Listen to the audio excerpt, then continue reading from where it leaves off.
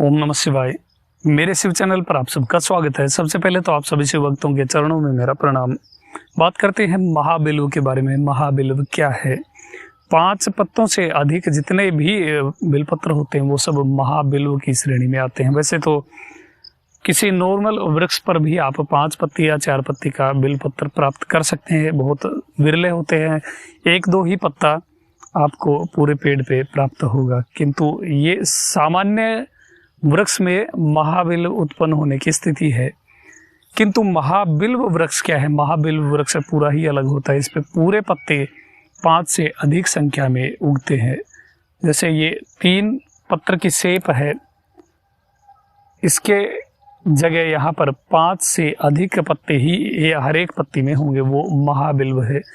जो देवलोक के प्रमुख वृक्ष है उनमें से एक है महाबिल्व। अब महाबिल्व के भी बहुत सारे प्रकार होते हैं, जिनमें शायद समथिंग 11 प्रकार के महाबिल्व बताए गए हैं, जिनमें से कोटि बिल्व, कर्पूर बिल्व, महाबिल्व, सिद्ध बिल्व और एक बिल्व ये सबसे प्रमुख होते हैं। इनमें से 5 से लेकर के और 26 पत्ती तक के बिलपत्र होते हैं। ये बहुत ज़्यादा दुर्लभ होते हैं। नेपाल तक ये वृक्ष पाए जाते हैं। नेपाल में 21 पत्तियों के बिलपत्र भी पाए जाते हैं, किंतु शिव कृपा से मैंने जो दर्शन किया वो 29 यानी 29 बिलपत्र एक ही पत्ते में थे और वो पूरा थाल के जैसा था।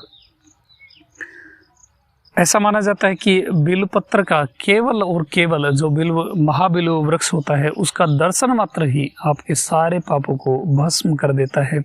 केवल दर्शन मात्र, उसको आप तोड़ करके चढ़ाएंगे, उसका तो मैं क्या ही बताऊं, उसका तो खुद कोई भी नहीं बता सकता है कि उसका क्या पुण्य प्राप्त होगा। किंतु जो केवल उस वृक्ष का दर्शन भी कर लेता है वो समस्त पापों से मुक्त हो जाता है। इतनी महिमा है महाबिल्व की। और महाबिल्व के वृक्ष में भगवान शिव स्वयं जो महाबिल्व है उसके तने के रूप में, जो तना या टहनी होती है उसके रूप में स्वयं लिंगम के रूप में प्रकट हुए थे अपनी महाबिल्व शक्ति के साथ। उसके बारे में मैंने पहले वाले वीडियो में बेलपत्र के विषय में जो दूसरा भाग था उसमें आपको बताया था, और वो लिंगम का चित्र भी दिखाया था, वो अभी भी आप स्क्रीन पर देख सकते हैं।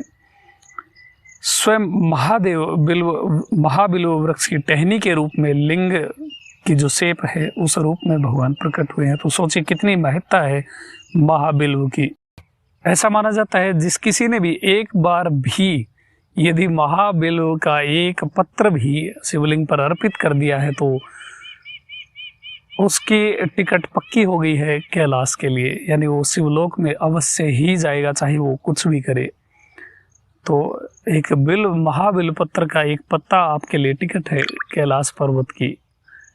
महाबिल्व का दर्शन ही सब कुछ कर देता है, तो आप उसको शिवलिंग पर अर्पित करेंगे तो आपको क्या पुण्य प्राप्त होगा। और इसी वीडियो में मैं आपको उस महाबिल्व के दर्शन भी करवा रहा हूँ।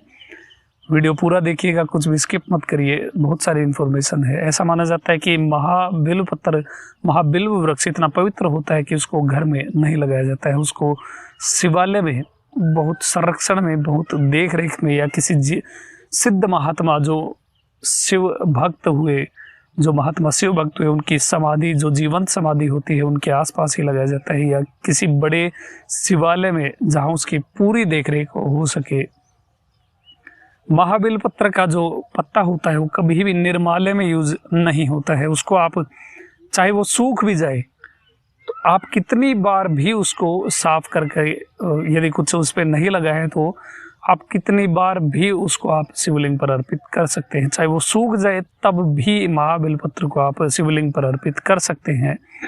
और मान लीजिए कुछ द्रव्य उस पर लग गया है तो आप उसे धोकर भी पुनः शिवलिंग पर अर्पित कर सकते हैं। यानी आप मान लीजिए आपको एक महाबिल्व पत्र प्राप्त हो गया तो आप उसे जितने बार भी शिवलिंग पर चढ़ाएंगे उतना ही वो आपको पुण्य देगा। वो कभी भी निर्माल्य की श्रेणी में नहीं जाता। एक खास बात होती है, कोई भी बेलपत्र, चाहे वो महाबिल्व पत्र हो या सिंपल बेलपत्र हो, निर्माल्य की श्रेणी में नहीं आता है।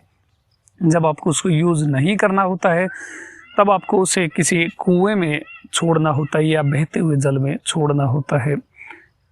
कभी किसी के पैर के नीचे ये चीज़ नहीं आनी चाहिए। महाबिलपत्र या बिलपत्र किसी के पैर के नीचे नहीं आनी चाहिए, और ना ही कभी से कूड़ेदान में या कचरे पात्र में फेंकना चाहिए। जो मंदिरों में निर्माल्य के कचरा पात्र होते हैं उसमें कभी भी, याद रखिए, कभी भी वहाँ पर आपको बिलपत्र नहीं फेंकना है। मालाएं, पुष्प वगैरह वहाँ जाती है उस मंदिर के कचरा पात्र या डस्टबिन या फिर जो भी उनका रिसाइकलिंग का कुछ होता है उसमें वो जाते हैं, किंतु वहाँ बिलपत्र नहीं जाता है। बिलपत्र निर्माल्य की श्रेणी में नहीं आता है, उसको बहते जल में या किसी कुएं में छोड़ा जाता है। इसलिए पहले के समय में मंदिरों में एक निर्माल्य पुष्पक नामक कुएं होते थे जिनमें केवल बिलपत्र, जो बहुत इंपॉर्टेंट चीजें होती थी, उन्हीं को छोड़ा जाता। अब एक बात और डिस्कस कर लेते हैं। मान लीजिए किसी शिव भक्त को महाबिलु का वृक्ष प्राप्त हो गया, तो कोई भी शिव भक्त प्रयास यही करेगा कि वो रोज एक बिलपत्र तोड़ करके शिवलिंग पर अर्पित करे।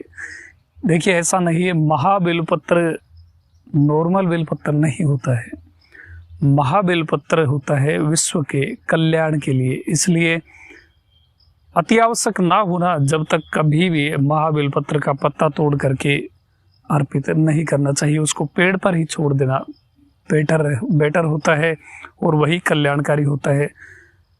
कब महाबिलु पत्र को अर्पित कर सकते हैं? देखिए, कृष्ण पक्ष की किसी भी अष्टमी को, आद्रा नक्षत्र को, मासिक शिवरात्रि को या महाशिवरात्रि को, केवल इन्हीं दिन आप, यदि आपके पास महाबिल्व वृक्ष है तो केवल इन्हीं दिन आप भगवान, पहले तो सबसे पहले तो उस महाबिल्व वृक्ष को प्रणाम कर लीजिए, उनसे आज्ञा लीजिए, तब एक बिलपत्र, एक महाबिलपत्र आप लेकर के भगवान पर अर्पित करें। और उसको फिर मान लीजिए आपने वो अर्पित कर दिया, फिर उसको पुनः ले लें और जितनी बार हो सके उतनी बार उसको पुनः यूज़ करें। हर बार नया पत्ता तोड़ने की आवश्यकता नहीं होती है, क्योंकि महाबिलपत्र विश्व कल्याण के लिए है। ऐसा नहीं कि आप हजारों या 100 महाबिलपत्र की पत्तियां निकाल करके आप भगवान पर अर्पित करें, क्योंकि बहुत ज़्यादा पवित्र होता है। और जब भी यदि आप महाबिलपत्र का पत्र शिवलिंग पर अर्पित करें तो अपने साथ, है ना, आप सबके कल्याण की बात आप भगवान को कहिए, क्योंकि इससे भगवान बहुत ज़्यादा प्रसन्न होंगे। महाबिल्व पत्र अपने आप में देखना भी एक सौभाग्य की बात होती है। इस वीडियो में मैं आपको दर्शन करवाऊंगा। कुछ महत्वपूर्ण स्थल हैं जहां आप महाबिल्व वृक्ष के दर्शन कर सकते हैं। वो स्थान कौन कौन से हैं वो मैं आपको बता देता हूं। देखिए, इसमें से जो पहला है वो है तिरुकन्ना मंगई नामक एक चंद्र तीर्थ है। वहां आप महाबिल्व वृक्ष के दर्शन कर सकते हैं। वल्लार श्री रामलिंग स्वामी तिरुवारूर में, तिरुकन्ना मंगई श्री अभिषेक वल्लियत तायर चेन्नई के पास कल्याणपुरम में श्री वैद्यनाथ मंदिर में, कोवूर श्री सुंदरेश्वर शिवालय नंदनवन में, तंजावुर में, ये सब तमिलनाडु के क्षेत्र हैं, तंजावुर जहाँ राज चोल द्वारा निर्मित बृहदेश्वर मंदिर है, उस तंजावुर में कंड्यूर वीरा सिंगमपेट में महाबिल्व का वृक्ष देखा जा सकता है। महाबिल्व स्थलों को स्वार्थ से वंचित करना उचित नहीं है। यानी मान लीजिए आपको महाबिल्व वृक्ष प्राप्त हो गया तो उसको ढके रखना ऐसा या छुपा देना ये कल्याणकारी नहीं होगा। महाबिल्व का दर्शन सभी को होना चाहिए, शिव भक्तों को सभी को होना चाहिए। इसीलिए इसी बात को ध्यान में रखते हुए इस वीडियो के माध्यम से मैं उस गुप्त, अत्यंत गोपनीय उस महाबिल्व वृक्ष के दर्शन आपको करवाऊंगा। हालांकि अभी वो एक पौधे के रूप में है, अभी पूरा वृक्ष नहीं बना है, किंतु शिव भक्तों के लिए सब कुछ मैं यहाँ प्रस्तुत करूँगा। ये मैंने पहले भी बताया था कि कुछ भी गोपनीय नहीं रहने वाला, और श्रावण मास है तो इससे उत्तम समय नहीं हो सकता है आप सभी शिव भक्तों को महाबिल्व के दर्शन करवाने के लिए। पहले तो इन पत्तियों की एक झलक देख लीजिए स्क्रीन पर जो आपको अभी दिख रही है, ऐसा होता है महाबिल्व। महाबिल्व के उत्पन्न होने के भी कुछ विशेष समय है, वो मैं आपको बता देता हूँ।